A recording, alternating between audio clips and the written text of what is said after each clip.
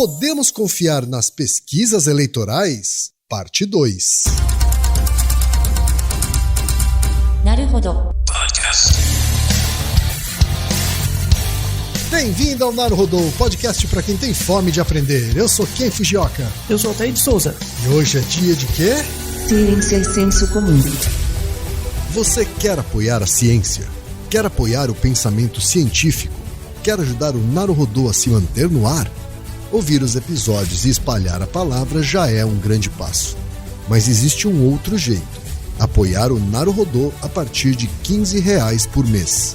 Quem possibilita isso é a Orelo, a plataforma de apoio a criadores de conteúdo mais legal do Brasil. E em junho, a Orelo preparou uma promoção especial para novas apoiadoras e novos apoiadores. Quem iniciar o apoio entre 1 e 30 de junho vai receber de volta a primeira parcela. É isso mesmo, a Orelo vai bancar a primeira mensalidade, estornando o valor contribuído. É bacana para o Naruhodo e é bacana para você. E você sabe, só quem apoia pela Orelo tem acesso a conteúdos exclusivos, conteúdos antecipados, vantagens especiais e acesso ao grupo fechado no Telegram. Então vem pro Orelo você também. bit.ly/naruhodo-no-orelo. E chegamos ao momento Alura, querido ouvinte, querido ouvinte. Você quer dar um verdadeiro mergulho no mundo da tecnologia? Migrar para uma nova carreira? Aprofundar-se nessa carreira? Então assine Alura agora mesmo.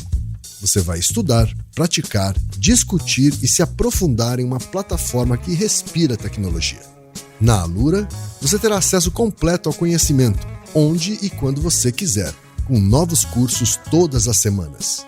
E ainda tem vantagem. Ouvinte Naruhodo tem desconto especial.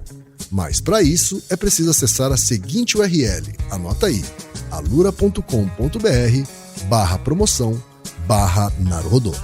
Nesse endereço, além do desconto especial, você vai conhecer histórias reais de transformação de pessoas que estudaram na Alura. Então, repetindo, acesse alura.com.br/promoção/Naruhodo. Altair, voltamos então para a parte 2 sobre o episódio duplo a respeito de pesquisas eleitorais. Pois é, espero que não tenha fritado muito a cabeça, né?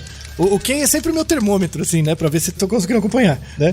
Se você ainda não ouviu a parte 1, que é o Naruhodo 336, Podemos Confiar nas Pesquisas Eleitorais, parte 1, tá? Você dê stop agora, volte pro episódio 336, ouça ele inteiro antes de seguir em frente aqui, certo, Altair? Exatamente. Então, Ken, você sobreviveu ao primeiro episódio? Deu tudo certo? Olha, deu quase tudo certo. Eu confesso pra você que toda vez que envolve matemática, eu sinto falta de uma interface visual. De uma lousa, né? De um papel. Mas acho que deu para pegar tudo aquilo que a gente se propôs a fazer na primeira parte, né? Falar sobre o fato de que sim, é possível com algumas milhares de pessoas representar uma população de centenas de milhões de pessoas. Então, se bem feita, uma pesquisa eleitoral com 2.000 pessoas ou 3.000 pessoas, ela é sim confiável, levando em conta todas as limitações estatísticas de uma amostra dessas, né? Falamos também sobre intervalo de confiança, falamos sobre desvio padrão, erro padrão e margem de erro, né? Você quer fazer um recap aí da primeira parte, Altair? Sim, é bom. Aproveitando a recapitulação do episódio anterior, a gente pode falar agora sobre um tipo de pesquisa que não deu tempo, né, de falar na primeira parte do episódio, mas é importante, que são as pesquisas por telefone, né, ou também chamadas de CATI, C-A-T-I. Né? As pesquisas por telefone, pesquisas de mercado que usam contato telefônico, são muito comuns, né? São utilizadas numa gama muito grande de situações. Inclusive, hoje em dia, no Brasil, nas eleições, é o método mais utilizado. Né? Tem várias vantagens, né? Então é um método mais rápido. Você consegue ter uma certa alocação regional melhor, porque se você tiver uma boa lista de telefones, em geral você tem a localização geográfica, né? Então você consegue ter um perfil geográfico melhor das ligações, Mas, ao mesmo tempo, tem desvantagens. Quando você pensa em telefonia fixa, nem todo mundo tem telefone fixo, ainda mais hoje, poucas pessoas têm. Tem a questão da ligação por celular também, né? Então, em geral, agora, os CATs são acessam as pessoas via celular, né? No entanto, sobretudo por conta dessa onda de telemarketing agressivo e tal, boa parte das pessoas não atende mais. Então, você tem um viés de não resposta muito grande, né? Por outro lado, a pesquisa com CAT é mais barata, é mais fácil e rápida. Você consegue ter um tamanho de amostra representativo do Brasil com uma relativa rapidez em relação a outros métodos, como ponto de fluxo e tal. Mas tem vieses também, né? Tem problemas, como o viés de não resposta, como eu comentei. Entrevistas por telefone tem muitas vezes um viés de que pessoas mais velhas são mais representadas do que pessoas mais jovens, porque as pessoas mais velhas têm uma maior tendência a atender mais o telefone. Esse fenômeno das pessoas, por favor, não me manda áudio, eu só quero texto, vale para ligações. Tem pessoas que hoje em dia têm o celular, e que é engraçado, né, que o celular foi criado para receber ligações, a última coisa que ela recebe é uma ligação, né, de voz. Então isso é um viés importante que vai se tornar maior com o tempo, tá? No entanto, as pesquisas eleitorais, a maior parte das pesquisas hoje em dia é feita por CAT, né? Que quando você consegue um tamanho de amostra mínimo, ela tem alguma representatividade, mas também não deixa de ter vieses, como a pesquisa por cota, né? Baseada em ponto de fluxo. Então, cada uma tem a sua vantagem e desvantagem, mas não podemos dizer que as pesquisas não são totalmente fraudadas e não são válidas com base nisso. Como dito anteriormente, no episódio anterior, se você consegue estimar o viés, você consegue fazer estimativas razoavelmente acuradas com base no controle deste viés. A gente falou também dos processos de amostragem. Espero que tenha ficado claro que você pegar de uma população, sortear as pessoas, mesmo que você faça um bom sorteio, pode vir viesado. Você pode sortear mais homem, mais mulher, mais jovem, mais idoso, enfim. Então é importante criar estratos a partir de variáveis que você sabe que vai gerar viés no resultado, para poder controlar isso antes, no processo de amostragem. Daí surgiu a ideia de amostragem estratificada por estratos, onde a amostragem por estratificada só é aleatória dentro de cada estrato. Tem uma variação disso, que é a amostragem por cluster, que ela é mais geográfica, mas não é usada na pesquisa eleitoral, porque é muito caro e difícil. E tem a amostragem por cota, que é usada em muitas pesquisas eleitorais. Ao invés de todas as pessoas dentro de um extrato terem a mesma chance de serem selecionadas, você vai num ponto de fluxo e espera elas passarem. Isso induz um pouco de viés, mas não é tão grande assim. E você pode aumentar um pouco o tamanho de amostra para lidar com isso. Tem muitos artigos técnicos, quem quiser entrar na parte técnica, tem bastante discussão a respeito, mas o interessante é que a discussão é honesta. Assim, a discussão é na conta. Você vê a conta, estima bem e é isso aí. É um bom parâmetro, o viés é baixo e beleza. Aí tem essa questão da margem de erro e do intervalo de confiança. Os dois derivam de uma lei estatística, que é o teorema central do limite, que a partir da amostragem, a partir de várias amostras independentes criadas a partir de uma população, se você pegar uma estimativa da média de cada uma dessas amostras, fizer a distribuição da estimativa das médias e pegar a média das médias, essa média das médias vai ser a média da população. Isso é o teorema central do limite. Mas quando a gente faz uma pesquisa, você não repete sua pesquisa 20, 30 vezes. Você só faz uma vez. Então essa média que você encontrou na sua pesquisa não é a média da população, né? É uma das médias possíveis, cuja média das médias vai gerar a média da população. Então você tem que criar um intervalo de confiança em torno dessa média. Aí, como que dialoga o intervalo de confiança e o erro amostral? Quando você tem uma amostra fixa, quando o seu fator limitante é o tamanho de amostra, né? Eu só consigo coletar 500 pessoas.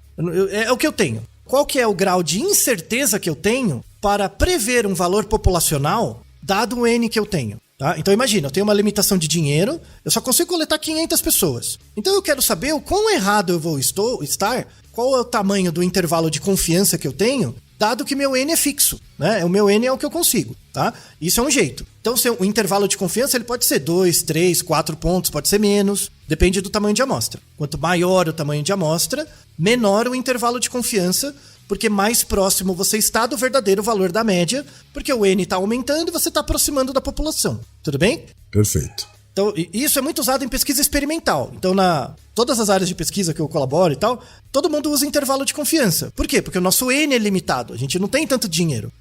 Em pesquisa eleitoral, em pesquisa de mercado, às vezes eu tenho dinheiro. Então, eu quero fazer o seguinte: o meu N não é limitado. Eu quero saber quantas pessoas eu preciso para coletar um intervalo com 2 pontos para mais ou para menos do verdadeiro valor. Ou seja, eu só quero errar 2%. Eu não estou focando no quanto eu consigo ter de incerteza. Eu estou focando no quanto eu quero errar. Quantas pessoas eu preciso para isso? Não importa o dinheiro. Aí a margem de erro é mais importante. Mas margem de erro e intervalo de confiança conversam. Um gera o outro, mas depende do seu interesse. Se seu foco é no N, fixar o N, e o seu foco é saber o tamanho de amostra para detectar uma certa margem de erro em torno de um valor que você quer determinar da população. Tudo bem? Perfeito. Então acho que esse recall ajudou, né?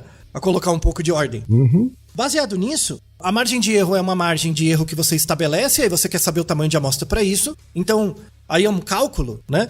Se você quer uma margem de erro de 2 pontos para mais ou para menos, você só quer errar 4% em torno da média, vai dar umas 2.401 pessoas, tá? Em média. Só que você tem que garantir que essas 2.400 pessoas sejam coletadas igualmente dentro da população. Então não adianta nada você calcular o tamanho de amostra, mas coletar só homem, por exemplo, gerou um viés, tá? Então a estatística da amostragem e a amostragem, o método de amostragem, os dois têm que dar certo, tá? Não adianta nada você ter um N grande, mas a amostra é toda viesada. Então tem que contemplar esses dois lados. E é por isso que as pesquisas eleitorais em geral são caras, dependem de muitas variáveis. Então, assim, deu para mostrar no primeiro episódio as questões ligadas a onde que as pesquisas eleitorais têm ruídos, né? Do ponto de vista quantitativo, a pesquisa eleitoral tem ruído na amostragem, né? A amostragem tem um ruído, e ela pode ter um ruído também no tamanho da margem de erro. Se eu não tiver muito dinheiro, minha margem de erro fica grande. É isso, tá? Então é tudo uma relação entre custo, tempo e o quanto eu quero errar. Tá? Isso não se aplica só à pesquisa eleitoral, se aplica a qualquer área do conhecimento. Tá? Teste de remédio, eficácia de métodos, de qualquer coisa que você imaginar. Pesquisa com rato, com célula, é tudo igual. Mas agora a gente entra em outras questões mais humanas, né? Mais sensíveis, mais do coração, né? Da pesquisa eleitoral. Que tem a ver com a pergunta do nosso ouvinte Daniel Melo. Que ele fala, quanto que as pesquisas influenciam as intenções de voto, né? Influencia mesmo. Então, por exemplo, eu saber que um candidato hoje tem 40% das intenções de voto, e eu gosto dele, né? Vai influenciar, por exemplo, a verossimilhança de eu, numa próxima pesquisa, dizer que voto nele ou não, né? Eu levo em conta a informação do ambiente para balizar o meu próprio comportamento. E isso tem a ver com uma coisa muito psicológica, que é a diferença entre probabilidade e comportamento. São completamente diferentes, tá? Aí dá pra fazer um exercício simples. Ó, Ken, eu sei que você é uma pessoa viesada nesse sentido, tá? Mas, assim, que você é um não utilizador de guarda-chuvas com muita frequência.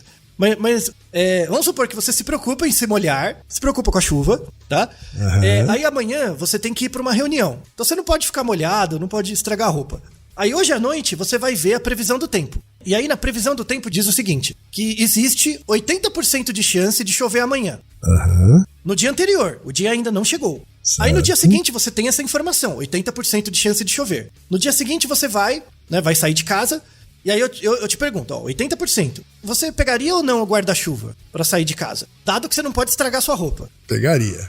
Pegaria o guarda-chuva. Pegaria o guarda-chuva, Então, todo mundo que estiver ouvindo, pense nisso. Tem 80% de chance de chover hoje. Você vai pegar ou não o guarda-chuva? Aí vem um detalhe importante. 80% de chance de chover. Quer dizer que vai chover? Quer dizer? Não quer dizer necessariamente que vai chover. Pode ser que não chova. Aí imagina que você saiu com guarda-chuva e não choveu. Você não fica pistola? Você vai ficar pistola. Porque, carregando isso aqui, aí eu fico com medo de perder o guarda-chuva, essa desgraça. Uhum. Que saco. Esse conflito, que não é só para pesquisa eleitoral, para qualquer coisa cotidiana. Esse conflito que a gente tem é o que gera por exemplo, essa influência das pesquisas eleitorais na intenção de voto. Tá? É uma coisa bem psicológica da percepção de probabilidade. Porque, probabilidade é uma régua. Tem uma definição muito boa, assim, que probabilidade é um guia graduado do comportamento. Probabilidade não é comportamento. Probabilidade é um guia para um comportamento, né? Sim. Então, 80% de chance de chover aumenta a probabilidade de chover e aumenta a probabilidade de você pegar o guarda-chuva. Mas não quer dizer que você vai pegar, tá? E não quer dizer que vai chover. Verdade. Então, probabilidade é uma coisa meio relativa. Pode acontecer ou não. É um guia para o comportamento. O seu comportamento, ele não é probabilístico. você não vai pegar 80% do guarda-chuva. Ou você pega ou você não pega, né? Sim. Então, o pegar o guarda-chuva, o comportamento, ele é 0-1. Ele é binário. Ou você não faz, Sim. ou você faz, né? Sim. Isso gera um conflito que acontece na nossa vida o tempo todo. Então, quando a probabilidade de um evento é alta, subjetivamente a gente tende a dizer que esse evento vai acontecer com 100%. E aí a gente age nesse sentido. Então, assim, quando você se comporta, você concorda que você está gastando uma energia? Você está gastando energia, Sim. ATP, atenção, fosfato, né? Você está gastando essa energia. E essa energia não volta. Ela não volta. Sim. E é por isso que você fica puto. Quando tem 80% de chance de chover, na sua cabeça é vai chover. Vai chover, então eu vou levar o guarda-chuva. Por quê? Porque o seu comportamento é 0-1. E aí você gastou essa energia no ambiente, levando o guarda-chuva. O que você espera? Que chova. Para você ter essa retribuição energética. Você quase torce que chova, afinal você trouxe o guarda-chuva. Isso. Por quê? Porque você quer... Quando você se comporta no ambiente, é como se você gastasse energia e ficasse com um débito. E esse débito você quer de volta. Por meio do quê? Da chuva. Para justificar o uso do guarda-chuva, né? Quando não chove, você continua em débito. Você vai ficar com aquele débito. E aí, como que você expressa esse débito? Ficando puto, né? É basicamente isso, tá? Então, uma coisa prosaica como um guarda-chuva é o mesmo mecanismo das intenções de voto. Então, assim, um candidato ter 40% das intenções de voto, quer dizer que ele vai ganhar a eleição? Não. Não quer dizer, né? Mas você lá na urna apertar o botão, isso é um comportamento 0-1. Ah, eu vou apertar 40% só. Porque é não dá pra apertar. Você vai apertar mais ou menos o botão? Não tem como, né? Ou seja, no fundo, assim, dane-se ideologia política, identitarismo. A questão é a psicologia mesmo. A gente não gosta de gastar energia à toa. Então, toda vez que você se comporta, você quer um feedback do ambiente de que aquela energia gasta valeu a pena. Nem que seja só apertar a porra de um botão. Nem que seja isso, tá? E sim. É por isso que se eu vou lançando resultados de pesquisas eleitorais semana a semana, surge essa ideia do voto útil. Psicologicamente, sim. O que é o voto útil? Né? O voto útil é, eu sentir que o fosfato que eu gastei apertando aquele botão valeu a pena. Eu quero sentir isso. E eu quero saber antes de produzir o comportamento. Isso é impossível. Na verdade, essa ideia do voto útil, do ponto de vista comportamental, é uma ilusão. É uma ilusão cognitiva que a gente se dá. Eu quero ter certeza que o meu comportamento vai valer a pena antes de me comportar. Não parece quando você é adolescente, né? E você gosta de uma menina, aí você... será eu quero falar com ela, né? Mas eu tenho vergonha, eu não sei se vou tomar um toco. Ou seja, você tem que investir a sua energia... Você tem que investir a sua energia indo lá falar com ela, passar vergonha, esperando que ela responda de uma forma a compensar a sua energia. Ou seja, você fica com medo de ir, porque você não quer gastar energia. Se ela me dá, então, essa é uma base, por exemplo, do tímido. O tímido, ele não quer, ele só quer gastar energia quando ele sabe que vai ter um retorno, né? Então, quando ele percebe que o retorno do ambiente, ele não tem como estimar que o retorno do ambiente vai compensar o esforço dele, ele não se esforça, não tenta. Né? Ou o esforço vai ser negativo, né? Eu vou fazer uma coisa, vou ter um retorno negativo. Então eu não vou, eu sou inibido. Então veja que esse comportamento de você contar com as probabilidades, que são dados relativos, né, para prever o comportamento, que é algo absoluto, gera um conflito que está por trás dessa ideia de voto útil, tá? Por quê? E isso é usado pelos candidatos. O candidato usa isso, ele alimenta isso. Tipo, vota em mim que eu tenho mais chance de ganhar do que o outro candidato. Eu tenho mais chance do segundo turno. Eu tenho mais chance de representar os seus interesses, né? Mas na verdade é tudo probabilidade. É tudo probabilidade. Então, a ideia do voto útil, ela é uma ilusão perceptual para a gente acreditar que nosso voto não vale a pena e exatamente por isso mudar de voto, né? Porque, no fundo, no frigir dos ovos, exceto quem é muito cirandeiro ou bolsominion, tá? Que é uma fração pequena das pessoas. A grande massa das pessoas tá na meiota, né? Tá na meiota. Se informa pouco, justifica a eleição. A grande maioria das pessoas tá no meio. Pra grande maioria das pessoas, as pessoas visualizam que o voto delas vale muito pouco. Ah, mas são milhões de pessoas. Milhões de pessoas, só o meu, né? Só o meu votinho ali. Não é verdade, né? Então, assim, o senso de autoeficácia que a pessoa tem com o voto dela é muito baixo, porque ela não visualiza o impacto disso. Aí a gente volta no primeiro episódio. Com 2.000 pessoas, eu já consigo ter uma boa estimativa de um parâmetro populacional. Porra, o seu voto vale alguma coisa, vai. Ele tem um peso, né? Se com 2.000 pessoas eu já consigo ter uma estimativa, se eu fizer 2.000 pessoas acreditarem que o voto delas deve ser útil, ou seja, só vale a pena elas gastarem o fosfato delas quando elas visualizarem retorno disso, ou seja, o candidato que elas votarem ganhou, porque aí elas podem dizer pra elas, eu estou certo, quem eu votei ganhou, ufa, eu não estou do lado dos perdedores. Um raciocínio imbecil. É tipo raciocínio de criança pequena, né? Aquele povo com senso competitivo que quer ganhar até do par ou ímpar. Mas quando a gente fala que o adulto é uma criança grande, faz todo sentido, não tem? E já viu, né, Ken? Já viu. Então, o grande problema por trás do voto útil é que as pessoas querem estar certas. Elas querem ter o senso de autoeficácia de que ela saiu na rua com guarda-chuva e choveu. Ou seja, ela saiu na rua, votou no candidato e ele ganhou. Independente de quem seja. Isso que é importante. Independente de quem seja. Você pode até mudar um pouco de espectro político e ir um pouquinho mais pra direita ou pra esquerda, que essas distinções também são idiotas. Ser um pouquinho mais pra direita ou pra esquerda, só porque você acha que seu voto vai ter autoeficácia. Ou seja, você está certo porque você votou em quem ganhou. Olha como a gente é imbecil, né, Ken? Se a gente mudasse a nossa lógica pro seguinte... Eu quero votar no candidato menos errado, pra mim. Não mais certo, menos errado. Você vai ter que estudar as propostas de cada um, né? Tipo, eu quero gastar o meu fosfato não no candidato que eu acho que vai ganhar. Eu quero gastar no meu candidato, o meu voto, o meu fosfato, eu quero gastar o meu ATP no candidato que erra menos em relação ao que eu acredito. Ou seja, que tem um erro padrão menor em relação à minha média. Aí você tem que estudar os candidatos. O problema é que as pessoas têm preguiça. É muito fácil eu dizer pra você que você tá certo, mas você descobrir o quão errado você tá, muitas pessoas não querem isso. Elas só querem estar certas. Porque quando você tá certo, você não precisa pensar. Olha, tá dando certo. Tá vendo o cara que ganhou? Então eu tô certo. Tá vendo o que aconteceu? Então eu tô certo. As pessoas não pensam no quão errado elas estão, né? Isso atrapalha muito processos civilizatórios, como a eleição. Que no fundo é um gasto energético pequeno, percebido pelo indivíduo, mas com um impacto grande na população, que o indivíduo ignora. Por quê? Porque o indivíduo experiencia o desvio padrão. Só o desvio padrão das pessoas parecidas com ele. Mas ele ignora o erro padrão. O quão perto ou distante ele está do verdadeiro valor.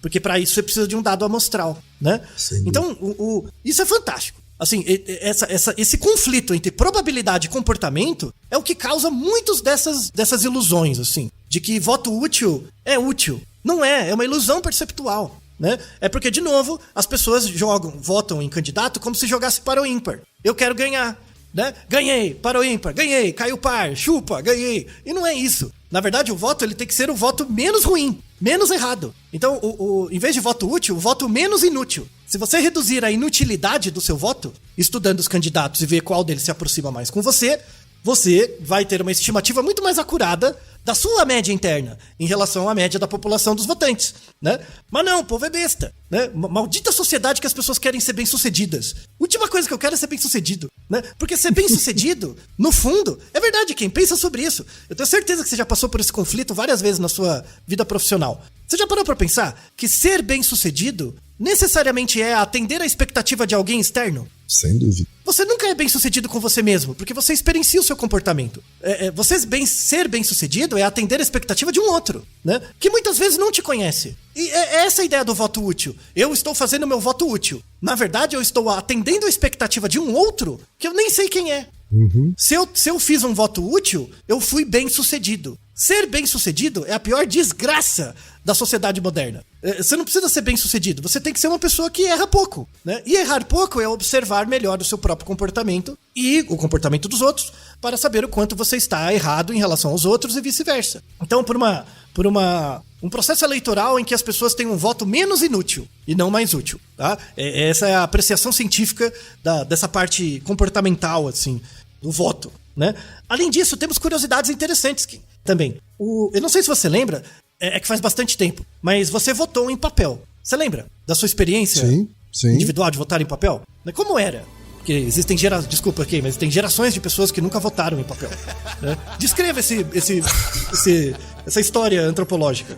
Como era votar em papel pra você? Olha, de maneira prática não tinha muita diferença, né? Só que talvez você tinha atitudinalmente ou psiquicamente, assim, você tinha uma coisa mais ativa, sabe? Ao ter que votar em papel, assim. E também você tinha a chance de fazer um negócio que pode soar até meio infantil, né? Mas fazer um voto de protesto. Assim, você tinha um pedaço de papel para se expressar.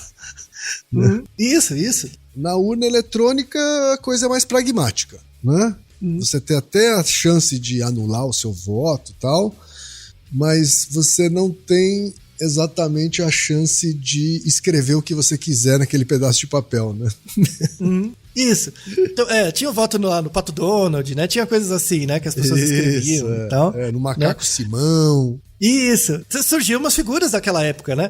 Vamos deixar uma descrição sobre isso, né? Sobre uma questão sociológica ligados a esses votos de protesto. É muito interessante mesmo, né?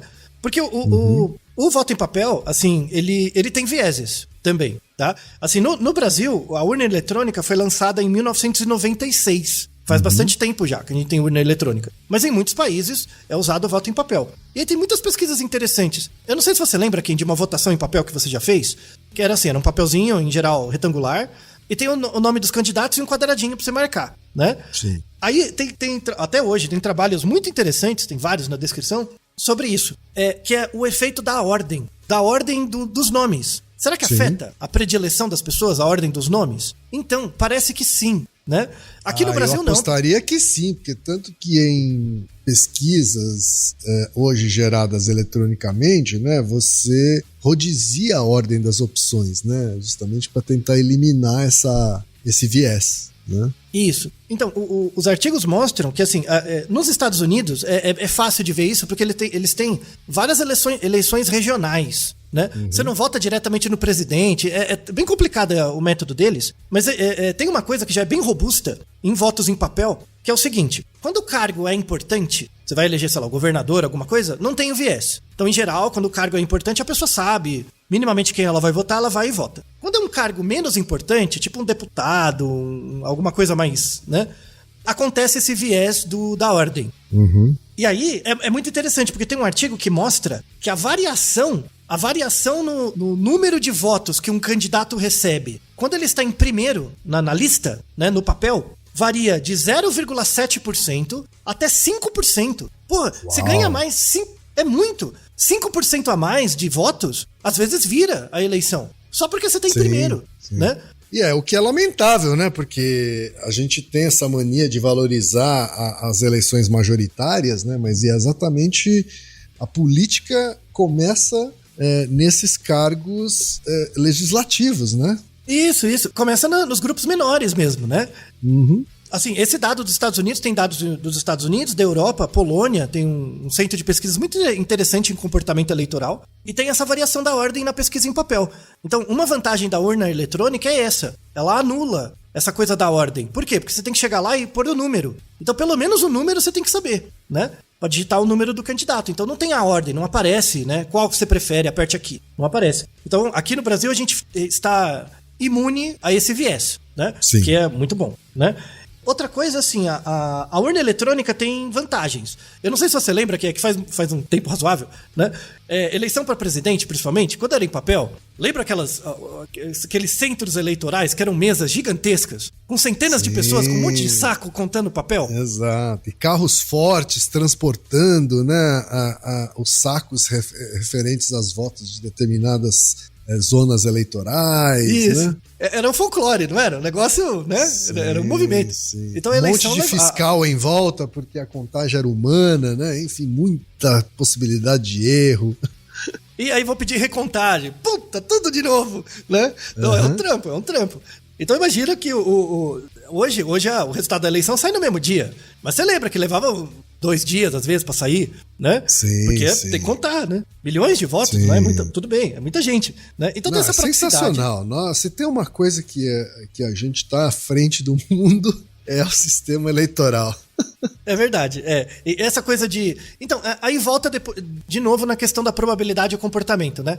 Quando a gente vê a pessoa contando, né? A gente vê o comportamento dela e a gente vê que ela tá gastando energia naquele comportamento. Então, dá pra gente assim, ela tá fazendo uma coisa que eu consigo fazer também. Então eu consigo auditar diretamente, tanto é que tem um fiscal que fica olhando. Então, pra gente parece mais honesto contar os votos e tal. Parece mais honesto. Mas a questão eletrônica, ela é muito segura. Assim como o voto em papel, o voto eletrônico também é sujeito a fraude. Todos são. Mas, inclusive, eu vou deixar um link do Tribunal Eleitoral, né, brasileiro, em que, em geral, as urnas são abertas para pesquisa, para você fazer testes. Tem períodos durante o ano em que vão... Inclusive, tem trabalhos de professores de ciência de computação de várias universidades do Brasil que fazem críticas ao método, propõem soluções. Sempre tem uma auditoria desses processos. E uma coisa que as pessoas não sabem, por quê? Porque já é 1996, muita gente não tinha nascido.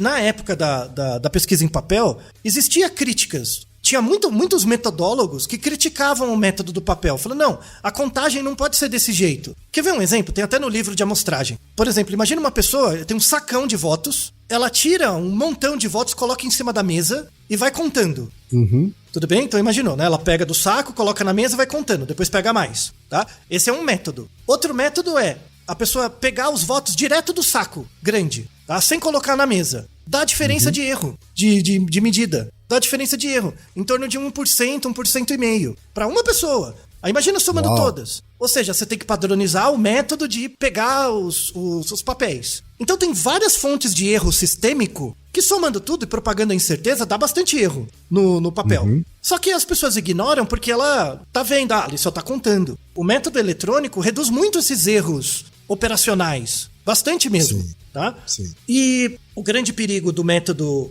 eletrônico é você invadir o sistema mesmo. Por isso que ele tem que ser offline. Ele não pode ser ligado em nada, na internet, em nada. Tendo esses cuidados, você consegue garantir que a probabilidade de ter um erro é pequena. E aí volto à necessidade de ver o nosso episódio anterior sobre a Lei de Benford, 154, em que depois da eleição são feitas pesquisas de verificação das urnas, para saber se a quantidade de votos, a proporção em várias urnas, segue a Lei de Benford, por exemplo, que é um método de testar a aleatoriedade. Uhum. E usando outros algoritmos de aleatoriedade que a gente discute num episódio sobre o efeito Kombucha também, tá? Então, existem métodos padronizados, quantitativos, auditáveis. Você pode não concordar com o método, né? Você pode, eu não concordo com esse método, mas pelo menos ele tá ali. Não é uma fraude clara que o cara vai e rouba, né? O saco de votos e sai correndo. E, na verdade, ele tem muito mais segurança do que o método anterior, né? E é um método que tá sofrendo sofisticações e ajustes a cada eleição, né? Isso. Nunca vai ser perfeito, como qualquer coisa, mas ele é menos errado. De novo, essa é a ideia. É estar menos errado. Ele não é mais certo, mas ele é menos errado. E é mais cômodo, enfim.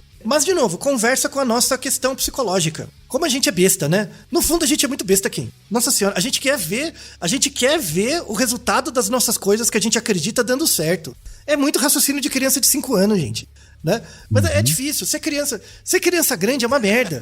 Porque os resultados da nossa criancice afetam muita gente. É melhor ser criança mesmo, né? Que é só limpar, sei lá, falar alguma coisa, acabou. Agora, o ouvinte ele coloca a questão, né? Se não tivesse pesquisa, o processo seria mais democrático, né? Assim, eu tenho uma sensação de que a gente está colocando na conta da pesquisa um comportamento infantiloide do ser humano, né? É um comportamento infantil, mas não quer dizer que é menos evoluído. O que eu quero deixar claro é que todas as pessoas são assim. Você tem que... Se você não pensar, você vai ser assim. E aí a dificuldade, mas por exemplo... Mas isso não quer dizer que a gente tenha que, então, proibir as pesquisas eleitorais... Não. Para que as pessoas sejam menos influenciadas pelos resultados das pesquisas eleitorais para fazer uma escolha mais infantil. Então, de novo, o grande mote desse episódio, que não vale só para pesquisa eleitoral, mas para qualquer coisa, toda vez que você se comporta no ambiente, você gasta energia e de alguma forma você quer essa energia de volta. Seja por um reforço do ambiente, seja por algum retorno, tá? O processo eleitoral, do ponto de vista psicológico, no fundo ele é assim. Então, a gente vê os resultados anteriores das pesquisas é como ver a previsão do tempo, né? E aí a gente vai lá no dia da eleição e a gente quer, se for chover, a gente quer que chova. Se não chover, a gente quer que não chova, né? Por isso que pesquisa eleitoral, ela não prevê quem vai ganhar. Ela faz uma estimativa. Mas isso, de novo, né, Altair? Eu vou aqui insistir nessa discussão, né? Eu sou uma pessoa que voto por convicções e de valores e de programas e de políticas, né? Políticas públicas que um candidato defende, independente da colocação dele na pesquisa, especialmente num primeiro turno. Né? Portanto, eu sou completamente contra proibir pesquisas eleitorais só porque as pessoas, em geral, não votam por esses princípios. Isso. Assim, o direito de não votar, ele deve ser permitido irrestritamente, tá? Tudo bem. E isso é importante. Mas tem um artigo, por exemplo, que está na descrição, que ele fala do efeito de informação para reduzir a abstenção. Então, nas últimas pesquisas, a gente vê que a taxa de abstenção é muito alta. Muitas vezes, em algumas eleições, foi maior do que o número de votos do primeiro candidato. Tá? A taxa de abstenção, em alguns casos, é bem alta. E aí tem uma pesquisa, assim, antes que as pessoas saibam, pela lei eleitoral, se tiver, sei lá, mais de 50% dos votos forem brancos ou nulos, acaba a eleição. Isso não é verdade. Tá? Está na lei eleitoral, aí você pode lutar para mudar a lei eleitoral. Mas não acaba a eleição. A lei eleitoral hoje diz respeito, na verdade, aos votos válidos, né? E o que vale é a contagem dos votos válidos. Se forem só 10 votos válidos, é isso que vai decidir. Isso, exatamente. Então, a gente pode lutar para mudar a lei eleitoral, mas por enquanto é assim. Aí o voto nulo, ele tem uma ideia de protesto. Se você não concorda, aí tudo bem. Aí tem um espaço representativo disso que você pode lutar por direitos que representam as pessoas que não votam, em última análise, mudar a lei eleitoral. Se tiver pressão suficiente, tudo bem. Mas não quer dizer que muda, tá? Você dizer pra pessoa, vote nulo porque vai anular a eleição. Não vai, tá? Então, hoje, não vai. Então, beleza. Tem um trabalho que fala desse efeito de informação. Eu quero reduzir a abstenção. Eu quero que mais pessoas votem. Você informar elas, o mínimo que seja, sobre os candidatos, aumenta a chance dela sair pra votar. Certo. Porque, de novo, eu não quero gastar minha energia à toa. Se eu não tô nem aí pra política, pra eleição, pra nada, quando chega o dia da eleição no Brasil e eu tenho que ir votar, ou seja, eu tenho que gastar energia com uma coisa que eu nem sei o que é muito mais provável você simplesmente não ir ou justificar. Então, um grande problema é esse meio. Existe um grande contingente de pessoas no meio que simplesmente não vai votar. Né? E simplesmente porque elas enxergam que o voto delas, a energia que ela vai gastar, não vai ter retorno. Porque elas não legitimam as instituições do Estado. Mas esse é um problema crônico do Brasil, de várias sociedades, assim, industrializadas. As pessoas tendem a não se sentir representadas pelas instituições. Isso acontece porque, no fundo, as instituições foram criadas por meio de gerar diferenças de poder, né? Diferenças de grupos. Né? Quando uma instituição é criada, pautada por isso, é claro que vai ter um grupo de pessoas que se sente representado e outro não. Faz parte, tá? A ideia é, e aí esse trabalho mostra isso muito bem, em países em que você reduz a desigualdade econômica, social é menor, tem menos abstenção.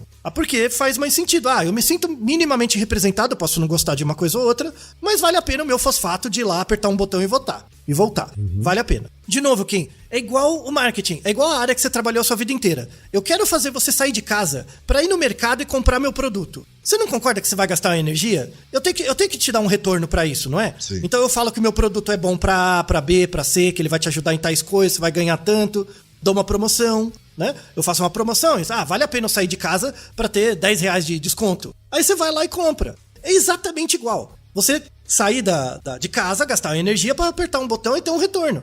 É engraçado fazer essa relação, mas o comportamento eleitoral, por conta da nossa sociedade ser mediada pelo consumo, o comportamento eleitoral não deixa de ser um comportamento de consumo, em que você está consumindo, na verdade, a representatividade de pertença a um certo grupo. Não é um biscoito, mas é a possibilidade de fazer parte de um grupo de pessoas que ganhou a eleição. Então, eu ganhei, eu perdi. Não é muito diferente de um jogo de futebol. Então, o time ganhou, beleza, vou ser zoado, não vou, sabe? Esse tipo de coisa. A gente é muito besta, Ken.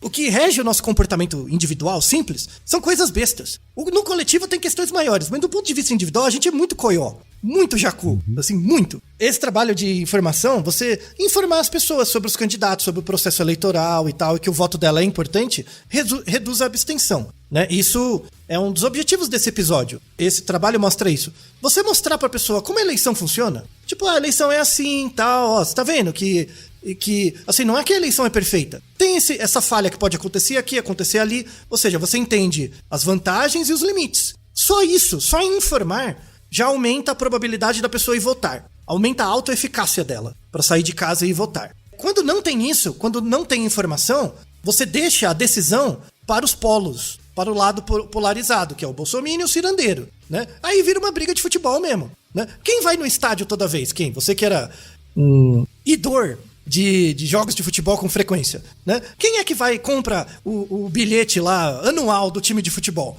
Não é o cara que é viciado no futebol, né? É o fanático. É o fanático, exato. Eles que enchem os estádios, são os fanáticos. Quem que enche os estádios das urnas eleitorais? Hoje em dia, é os fanáticos. É igual time de futebol. A ideia é, como é que a gente cria um jogo de futebol em que uma pessoa comum, que não tem nada, assim, que acha legal o futebol, mas nada demais, fala, acho que hoje, do mesmo jeito que eu vou no parque, hoje eu vou no jogo de futebol. Leva o filho, leva a criança. Como você faz um evento mais coletivo? A diferença eu acho que assim, existe uma diferença, né, entre o jogo de futebol e uma eleição no que diz respeito ao impacto que aquilo vai ter com certeza, pelos anos seguintes, né? E eu concordo com você que essa precisa ser uma luta coletiva, né? Assim, sim. Porque acho que assim, tem uma coisa que o pensamento liberal econômico acaba privilegiando é o pensamento individual e a busca por recompensas individuais. E próximas. E isso vai estar presente no consumo, assim como vai estar presente nas eleições. Se você passa a enxergar as eleições como um movimento coletivo, né, eu acho que a informação ela ajuda a dar esse tipo de conotação para a importância das eleições, né, a conotação coletiva, aí sim acho que você tem um resultado positivo no que diz respeito à adesão às eleições, né? Porque a gente não está falando simplesmente vá lá porque você vai ter uma recompensa individual, né? A recompensa não é individual, né? Isso. A lógica é outra, né? A lógica é coletiva. E por isso você tem que pensar não no reforço, mas em evitar a punição. Então, mais importante do que ter meu candidato ganhando é, de fato, reduzir a probabilidade do mundo ser muito diferente das coisas que eu acredito. Porque a grande dicotomia não é entre direita e esquerda. É entre as pessoas que acreditam que a sociedade evolui por meio da diminuição da desigualdade ou a sociedade evolui por meio da melhoria e da eficiência dos processos econômicos. Uma coisa não contradiz a outra, né? A questão é a ordem, né? Não, então primeiro a gente tem que diminuir a desigualdade e a economia melhora. Não, primeiro a gente tem que melhorar a economia e a desigualdade melhora. A questão é essa ordem. O que vem primeiro?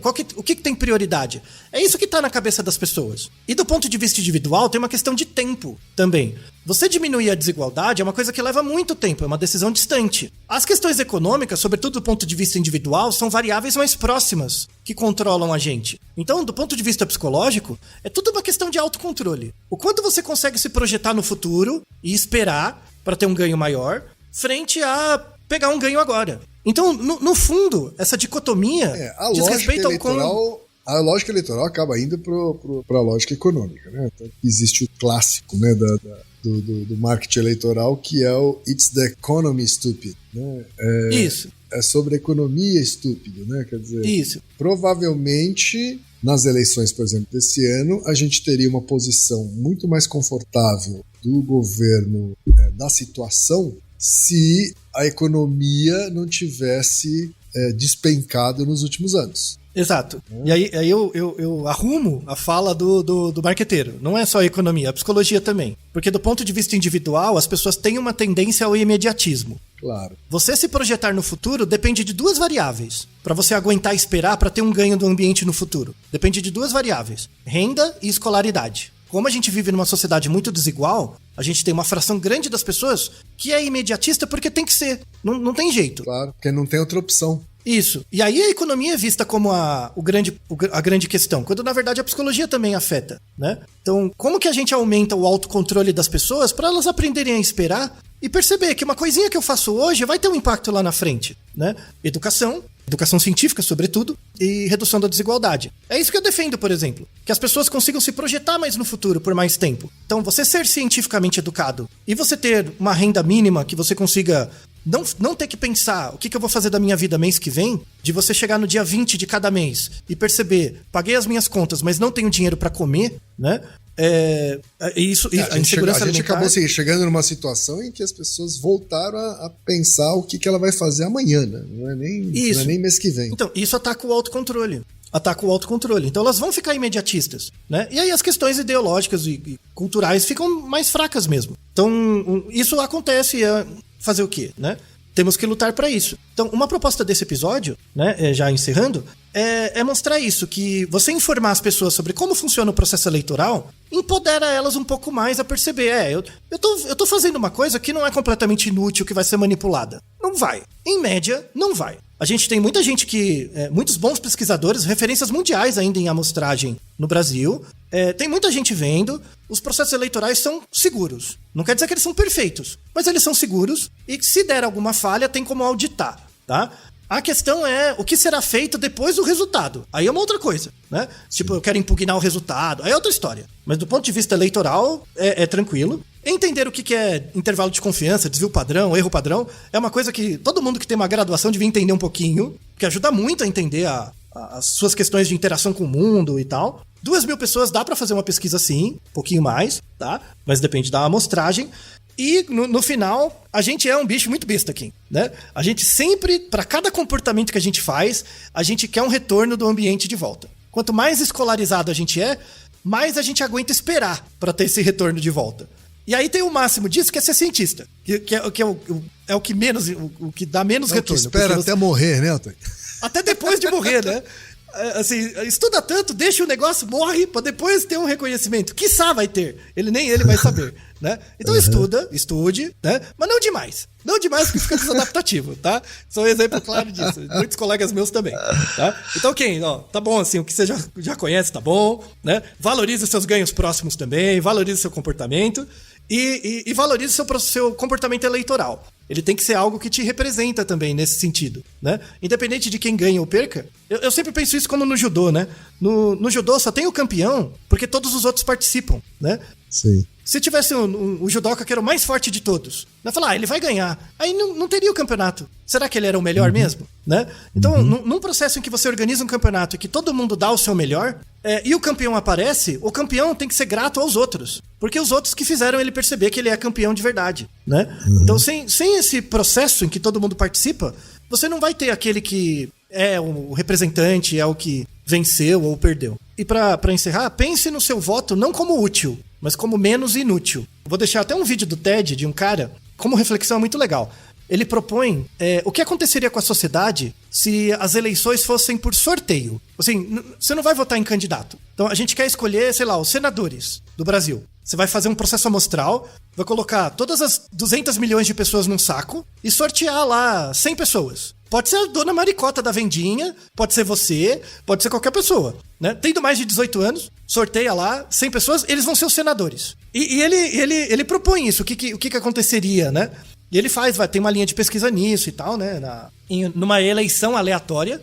E aí ele fala uma coisa, que esse é o melhor tipo de eleição, que é quando você coloca todo mundo dentro de um saco e sorteia, né? Ah, mas pode sair um doido? Pode. Pode sair alguém muito inteligente? Pode. Pelo teorema central do limite, todo mundo vai ser mais ou menos representado, né? Você pode criar uns estratos e tal, né? Vai ser mais barato no mínimo, hein, Altair, essa eleição? Bem mais barato. Aí ele fala o seguinte, que essa eleição funcionaria na primeira vez. Na primeira vez que ela fosse feita, ia ser perfeito. Ia ser um ótimo exemplo, a gente ia ter ótimos governantes. Só que o problema seria a segunda. Porque na segunda as pessoas conheceriam como foi o resultado da primeira. Aí elas tentariam manipular. E aí não seria mais aleatório, né? Então esse vídeo do TED é muito legal para mostrar que a aleatoriedade muitas vezes nos livra de várias coisas. Só que conhecer o fenômeno faz a gente ter uma expectativa sobre ele. E aí a gente vai querer a nossa energia de volta. E aí que a gente se torna criança grande. É uma desgraça. É uma desgraça. Sou a favor da democracia representativa, sou a favor das eleições, do jeito que elas são, sou a favor da melhoria dos métodos, mas eu gostaria que a gente fosse menos criança grande, né? E aí entender um pouco sobre a metodologia científica ajudaria nisso. Conto com você também, Kay, nesse processo, nesse caminho. Conte comigo. E, por favor, informe-se sobre as suas opções. Né? Acho que é o mínimo que a gente pode fazer para fazer a nossa parte na manutenção desse sistema democrático que custou vidas de pessoas, né? Pra gente chegar até aqui. Bom? E só para encerrar, eu queria aproveitar, né, e dedicar esses 2 episódios ao grande professor Júlio Singer, que nos deixou recentemente, professor do Instituto de Matemática e Estatística da USP. Muitos dos conceitos que eu expliquei para vocês eu aprendi com ele. Provavelmente, pelo que eu lembro dele, ele era uma pessoa muito chata, assim, né? Então ele ia falar, tá tudo errado, na verdade é assim, assim, assim, assim. Mas ele era um exemplo de cientista porque ele era muito rígido, independente de quem você fosse, sabe? O grande objetivo dele, ele não guardava aluno, ele era chato igual com todo mundo. Isso era muito bom. Você percebia que ele nunca chamava um aluno de burro. Ele era crítico do conceito, sabe? Do que era dito. Não de quem disse. Não importa se era um docente livre titular ou um aluno de graduação. Ele tratava todo mundo igual, porque o interesse dele era pelo conhecimento. Ele foi um ótimo exemplo de cientista, assim. Ele era o cara que você percebia que ele falava duro com você, mas não era com você, era com a sua ideia, sabe? E por causa disso, ele formou gerações de pesquisadores. Eu fui um deles.